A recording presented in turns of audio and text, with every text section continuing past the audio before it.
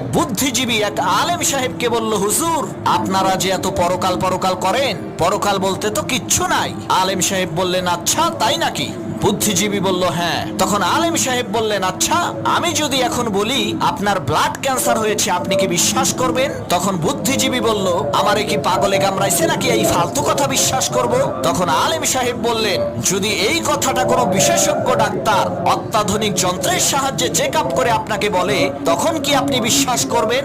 বুদ্ধিজীবী বলল, অবশ্যই বিশ্বাস করব। তখন আলেম সাহেব বললেন, আপনি ডাক্তারের কথা বিশ্বাস করবেন কারণ সে শরীরের বিশেষজ্ঞ, মানুষের দেহ সম্পর্কে সে ভালো জানে। তাহলে আলেমদের কথা বিশ্বাস করেন না কেন? তারাও তো আসমানি কিতাবের বিশেষজ্ঞ।